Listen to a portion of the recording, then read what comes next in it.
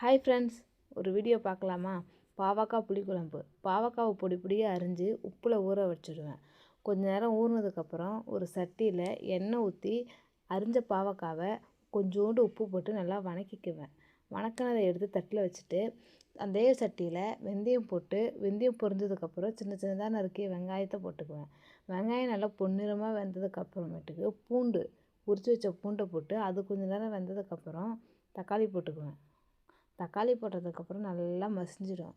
அதுக்கப்புறம் பாவக்காய் போட்டு உப்பு, மஞ்சத்தூள், மிளகாத்தூள், மல்லித்தூள் இது எல்லாத்தையும் போட்டு கொஞ்சம் ஒரு 5 நிமிஷம் 3 நிமிஷம் பச்சை வாடை போகிற அளவுக்கு வதக்கிட்டு கரைச்சி வச்ச புளி தண்ணியை ஊற்றிக்குவேன்.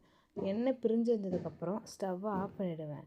ஆஃப் பண்ணி இறக்கி வச்சதுக்கப்புறம் எங்கள் வீட்டில் வடகம் வச்சுருப்போம். வெந்தயம், கடுகு இதெல்லாம் சின்ன வெங்காயம் இதெல்லாம் போட்டு இடித்து வடகம் வச்சுருப்போம். அந்த வடகத்தை போட்டு தாளிச்சிடுவேன்.